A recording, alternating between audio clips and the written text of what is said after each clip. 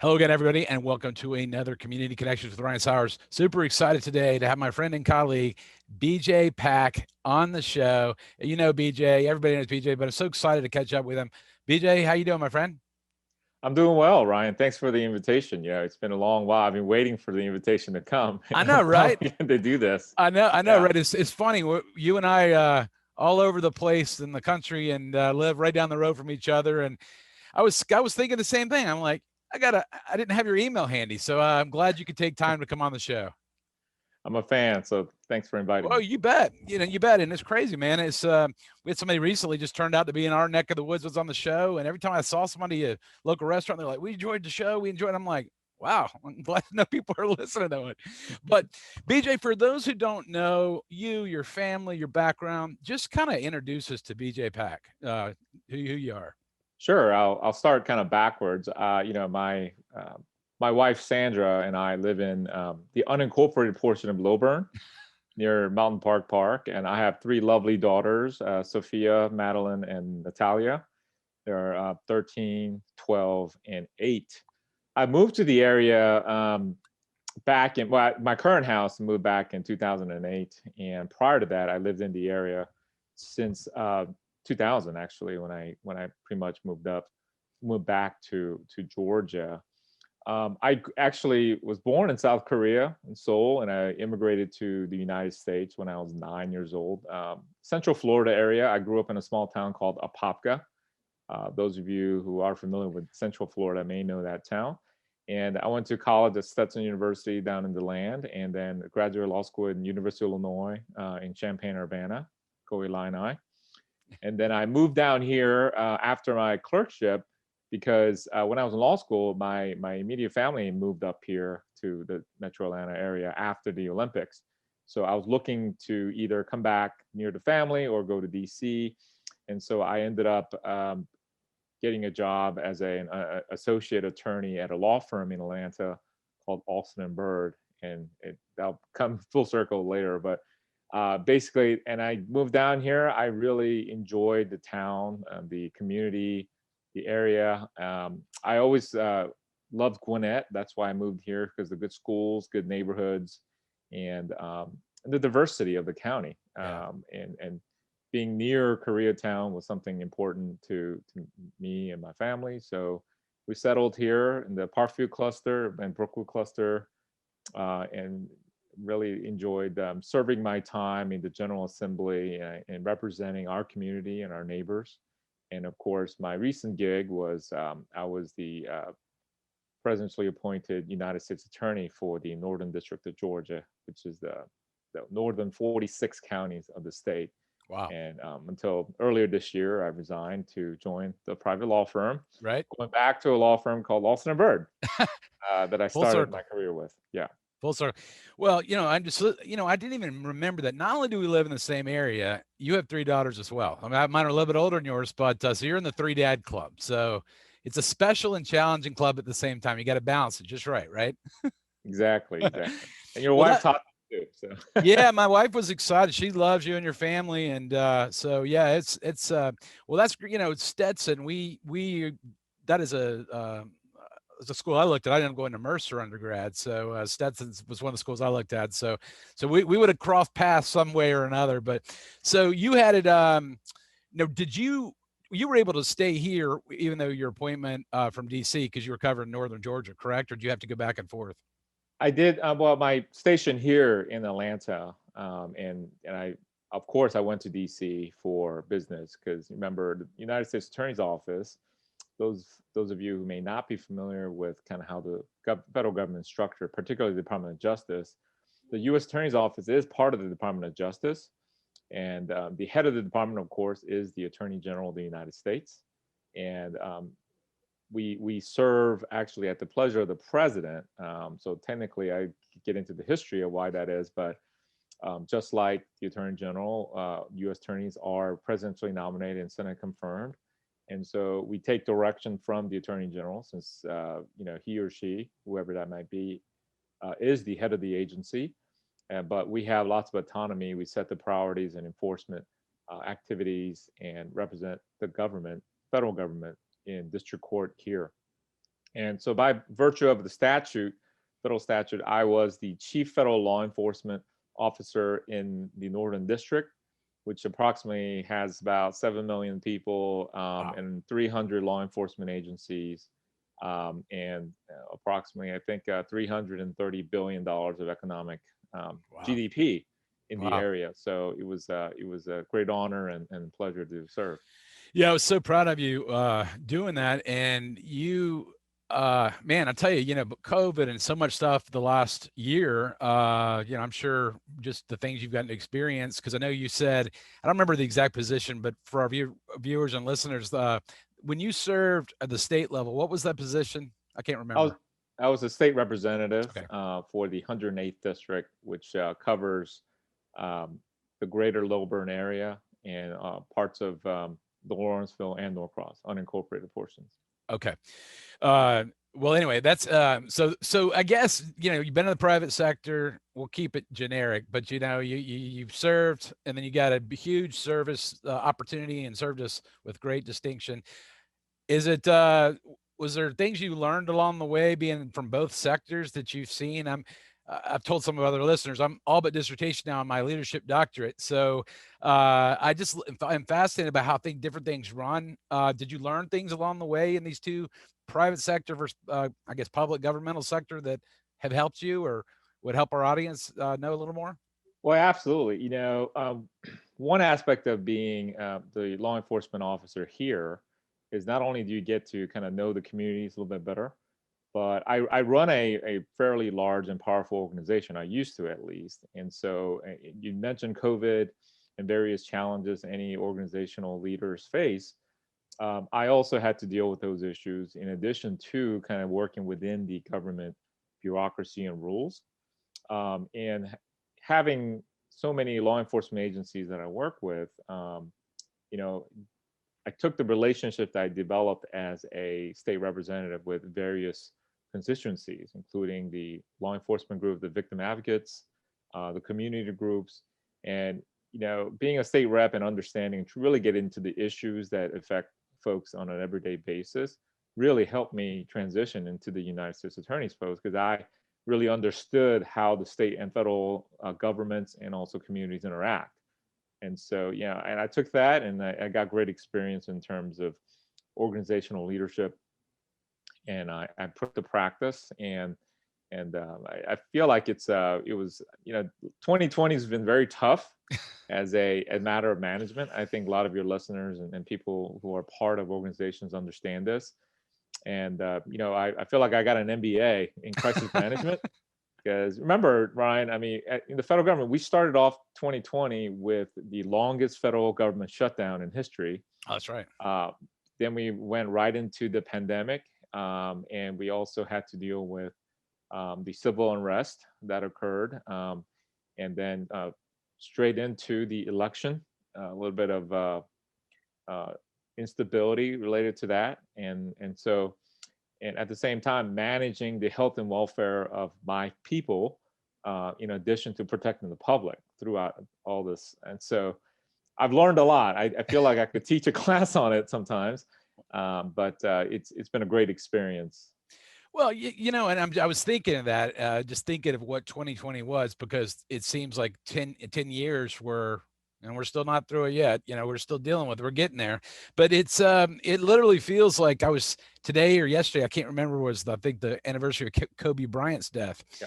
and I'm going, oh my God. I mean, I'm just thinking back over a year, and I think it was about probably just over a year and 2 weeks ago. My last speech I gave was in Las Vegas. And then the last radio show I did was like about 4 weeks from now. And then and so you're over there presiding over, so many, like you just mentioned, different types of things.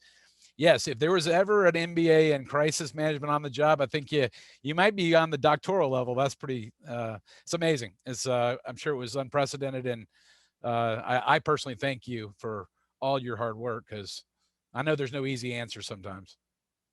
Well, I appreciate that, Ryan. You mentioned Kobe Bryant's death anniversary, and of course his daughter and her teammates and their parents. It's a very tragic. But if one thing that 2020 has taught every one of us, particularly when it comes to race relations, is they, and it really highlighted kind of the kind of disparity that some of us in our communities face on an everyday basis.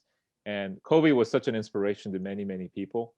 And he started the year with that, and leading into the George Floyd event where the police officers are accused of beating him on video, and Ahmaud Arbery. And it really has brought to the forefront some of these real tough issues that that everybody had to face. Now, of course, a lot of times when you deal with really, really sensitive issues like that, you want to talk to people face to face.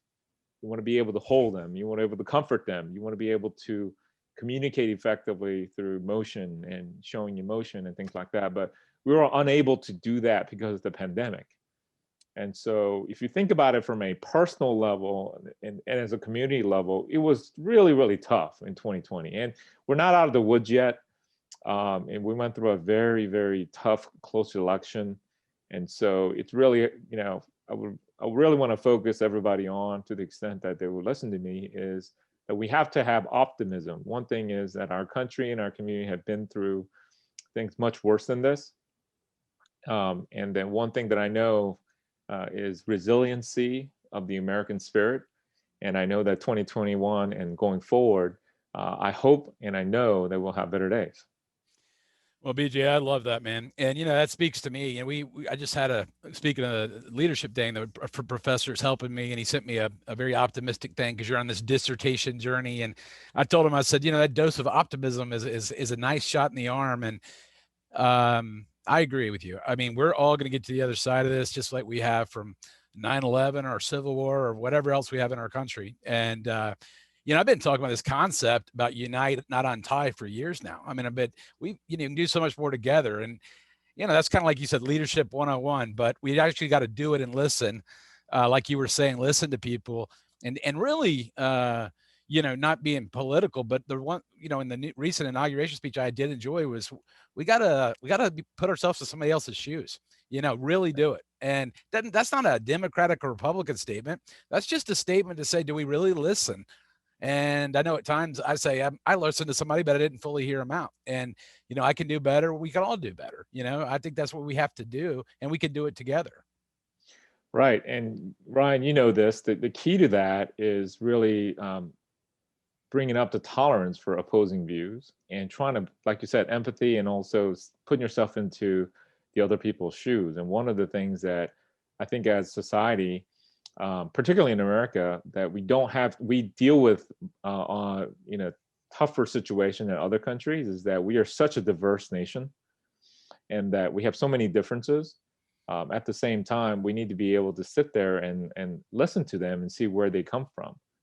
If you really think about it, no one's really born with prejudices or biases in their heart. It's things that we see. We have to be tolerant of people's views, and we can't really be quick to judge, because everybody brings their own perception, kind of a filter to any type of situation.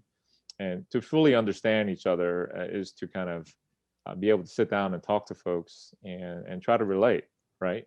And it's very hard to do that these days, given the fact that everybody's disconnected, and it's so much easier to post on Facebook instead of making phone call or even texting. That's what we're missing. Yeah, it's funny. People see things. One of the biggest things I learned in, those studies I was talking about, and I knew it, but, when people really ask, this is kind of for our listeners, but why do we believe what we believe? And I was challenged with this. I'm like, well, I believe it because, it's because of something. You were saying experiences, or what we've read, what we've seen, what we've done. We develop these mental models and worldviews that sometimes we're not even sure why until we sit down and, if we really, I know in law school, they make you do the same thing. You got to get down to, we don't really care, BJ or Ryan, what your opinion is. What are you backing it up with? I learned that early on. They only cared about my opinion so much. But having those biases, I think sometimes, BJ, and being aware of them and saying, hey, and I really got to take this out of the equation so I can hear my fellow man. And I might not be able to fully understand, but it's a start. Right? Yeah. A lot of times, if we were somehow able to read people's minds each other's minds, and there's absolutely no noise in terms of communication, right? And I could choose the words very accurately, succinctly to communicate my exact thought, then I don't think we'll have any issues like that. It's just that we as humans tend to have misinformation and misunderstand, and even not even dialoguing with each other. You know, our brains have a tendency to fill in gaps with, to make certain judgments and things like that. And just it's a self-defense mechanism. I read a lot about this with respect to brain functioning and why biases happen, and your brain fills in the gaps. Yeah. And a lot of times, if you, for example, if you've never met, and when I was campaigning in our community, and there were a lot of folks who've never met an Asian American lawyer that's coming around talking to them at their door. They may had, certain preconceived notions, but having, chatted with me and talked to me, it's like, oh wow. If you really think about their perception, is if they never met me, it's probably what they've seen on TV Right. or on the news. And a lot of times that's not very accurate. And we have the certain stereotypes that we kind of fill in our gaps with. And so, in order to really break that, is to have that personal relationship with people with diverse background. I'm not just talking about race, but I'm just talking about, really getting to know folks at a level where you can understand what it's like to be in their shoes, like you said, Ryan. And that's a way to get closer to understanding each other. And more we understand, the less we're going to be falling into the tribalism trap of going into our own corners. No, I love that. And it's funny, couple things I do locally with magazines. I'll write a column, and you were mentioning my wife earlier. People will say, I know exactly what Ryan's beliefs are. And I'm like, actually, I'm a quite independent thinker. But the like you said, if you just take a jump, you say, oh, I know where this is going. Well, have we talked enough to know that? Or is that, and I agree with you, BJ, and I think that you've just done a phenomenal job. And so you're now, I know you had planned out going back. We alluded to earlier, going back to Austinburg, correct? Yes. Or and you were saying it's like kind of like going back home because you got a lot of, I guess, connections and colleagues and friends and people that, because I guess there were, that's the great place to go back to. Yeah, Austin has grown a lot since when I was first there. I was there from 2000 to 2002 as a junior lawyer. Now and back then, I think the firm had maybe 300 lawyers, and now they're pushing 900. And Wow. so it has grown phenomenal. It's done a phenomenal job of growing. It's an international law firm, has very, very excellent lawyers, and they handle all types of matters, both on the corporate side to litigation, government investigation. I'll be a partner in the litigation group to handle and resolve disputes. And one thing that really impressed me about Alston, and I was talking to several different firms and choosing where might be the best fit. One of the things that really struck home to me is, one of the passions in my life. If you look at my career, I've been involved in criminal justice reform for many, many years, and this goes back to when I was in the General Assembly. I worked on, Governor Deal's special counsel on criminal reform. And so from then on, I continued that and learned a lot about the whole system, and sometimes how, the system as we designed it may produce disparate results, right? And in order to kind of not to over criminalize, but at the same time to right fit the crime. And I talked to the firm about that, about what is the organization doing as a social responsibility about diversity and inclusion and racial justice. And they had a very forward-thinking project. We're working with clients on racial justice and identifying these type of issues and volunteering. One of the things that they jumped on and that I saw when I was in the U.S. Attorney's Office was helping folks who have served their time coming back into society. And a lot of times, not just the fact that they were actually convicted of a crime is a heavy burden, but not only that, there's collateral consequences of, that they need help with, including things like, all right, well, how do I get a bank account? There's a lot of collateral consequences of a felony conviction. And the fact of the matter is, and Governor Deal, I think, said this right, we spend a lot of money keeping people locked up in institutions. And if we were to be smart about that and redirect some of their funds to help them not get into that situation in the first place, and then at the same time, when they do they pay that back debt to society and come back, and we help them succeed, less chance that they're going to recidivate and be a productive tax-paying citizen. It makes sense. Makes It sense. makes sense. And Yeah. so firm's committed to that, and I'm going to continue to work on that. And so that's why I chose Austin. Well, that's awesome. I mean, it is. I've thought about that a lot over the holidays.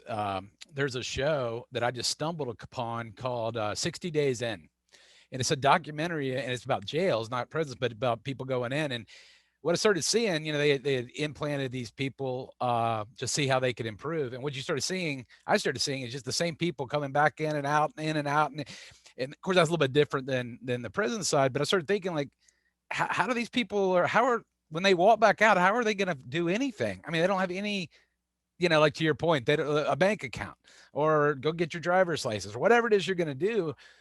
And I started thinking, and I know that's something you've worked on for a long time. It's so important because everything's not equal. And, at some point, generally people come back out to society and they have to exist somewhere. And, they have to have skills. Yeah, the first 3 years when they come out of prison in the society is the most dangerous. The highest chance of recidivism occurs between, the first 3 years. And if you could get them through that hurdle to 3 years, and they become productive citizens, I've seen it. One of the things that we have to recognize is that no one wants to be soft on crime. And don't get me wrong, there are bad apples out there that you really do need to kind of set them away from society. And your wife's a teacher, you understand this. A lot of times kids don't have the support system necessary at home. Right. And then they come without that support system, and they come to school, and we expect our teachers to provide so much of that service. And not only that, we expect our police officers to do all that.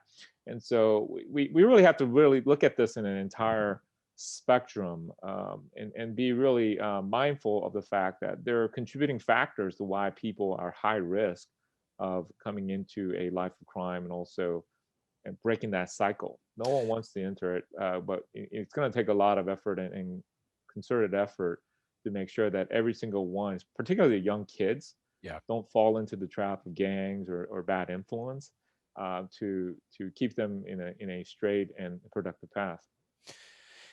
Well, you nailed it. And, something's been, I'm watching right now in real time is, things like teachers, for example. They're about as frontline as you can be. And I know from so many educators as you do, teachers love to teach. I mean, they want the kids there. They want to hug the kids. This is like you were saying earlier, you and I sitting having lunch together is not quite the same as it's not the same as, Zoom's not quite the same as having lunch together, but it's the next best thing, I guess, but people want to, handshake or put your arm around somebody. And, like you were saying with what you dealt with, this has been, I think anybody listening to this, I would like to stress this is just not a very human time. I mean, we're used to being able to give somebody a hug or give them a high five, or, we're not humans, I guess what I'm trying to say, aren't meant to be what I call physically distanced. And when something goes on, as you were saying, for we're at 12 months now or longer, there's emotions inside of everybody. I say this on the show a lot. They come at different times and whatever. And I just know a lot of people that are struggling, BJay, right now. And I just think that maybe you could give them some words of encouragement of saying, like you said in the beginning, we are going to get through this. I've seen a lot of stuff, but people I know want to say, when is this ever going to get better? All this stuff. And I know it's together, but any words to those people that are struggling right now? A lot of times when we've been in it so long, it's very hard to see the light at the end of the tunnel. But I think it's very important for us to make a concerted effort to reach out to folks. If it means a phone call to hear the voice, even having Zoom calls with friends and colleagues, I think is very, very important. And a lot of times, a lot of us find comfort in being a part of a community by going to church. I'm Catholic. I'm a member of St. John Newnan's Catholic Church up the road here. And because of the nature of the pandemic, that has robbed us of seeing our neighbors and friends every Sunday. So we have to be very careful of that. And So we have to be mindful to check up on people, particularly those folks who are grieving. We see so many folks who have relatives or loved ones that either are hospitalized or passed away because of the COVID situation. And now's the time you actually, if there's such thing as a virtual hug, now's the time to give it. And but the fact of the matter is, like I said, humans are resilient. We will get through this, but we have to be optimistic and also to be mindful about a phone call or text or even a little reach out by someone you may not even expect will do wonders. Just like a nice little surprise, right? Uh, Having a text message from a friend that you haven't talked to in years, it makes our day because we want to feel connected and we feel a part of a bigger group. Yeah, it's funny you say that. My wife was mad at me the other day, but I was watching the NFL football playoffs, and one of my fraternity brothers lives in Tampa, and another one, we had a group text going on for every play. And she's like, "Are you listening to one thing I'm saying?" I'm like, "I'm really invested in this game right now." And they just take 3 jabs at me. And you know what? We need that laughter. I said this, my co-host, Jane Bishop, on my Marketing Matters show, we said, we had a show recently and it was just, we were dying laughing. And man, doesn't that feel good? Yeah. Yeah. Seeing somebody smile and, especially with masks right now, Right. I try to tell people I'm smiling behind here, even if you can't see it, and I think I know we're going to get to the other side. And like you said, I forgot about that. Last year, there was the government shutdown going into 2020. And that was like 12 months ago. And, our human brains can only remember so many things. But I do think we're coming out. Well, I won't keep you here forever, BJay, but what is some what are you looking forward to most in this next, whether it's your family, obviously your family, your faith, and your career, but what are you looking forward most here in 2021 as time moves forward? I think 2021 is going to be a year of change. I think a lot of people are expecting that, whether it be nationally in terms of policy to locally in terms of kids perhaps going back to school, the summer coming up, warmer weather, the vaccine, everything's coming forward. And so, I'm looking forward to turning a new page, so to speak, of life. And then we could hopefully one day talk about 2020 and half of 2021 as one of those times that, hey, remember when during the pandemic we did this? Remember when Tom Brady's going to his 10th Super Bowl? Yeah, 10th Super Bowl. Right. So I'm looking forward to a brand new start, and it may not be a complete restart. I think if everyone took the attitude of, hey, we have a new year, and with a new outlook, I think we're going to do fine. And so that's what I want your listeners and everyone here who might be tuning in to join me in thinking that way. Optimism breeds optimism. So absolutely. Well, BJay, when we get through this, my friend, I'm going to treat you to lunch and take you up on that. And it's, I just want to thank you. Being in the same community, this show's community connections, but goes to a global audience. And no matter where your community is, folks, we can all make a difference. And BJay's done an amazing job as a servant, as a father, as a man of faith. Can't believe it. I think you're going to be guest 60. Nice. But you were number one. You were number one on my list, and somehow I didn't connect the dots. So I really, really appreciate you, BJay, what you've done and for our state, for our country, for your family. It means a lot to everybody. Everybody didn't get a chance to say it, but I'm going to say it on behalf of everybody. We appreciate it. Well, thank you, Ryan, and thank you for having me on the show. And I look forward to continuing to serve the community. Absolutely. Well, thank you, as always, friends, for tuning in to the Community Connection Show. This is a special guest, BJay Pak. And BJay, my friend, thanks again for coming on the show. All right. Thank you. Thank you very much. Folks, you've been listening to another Community Connections with Ryan Sauers. We will see you again next time.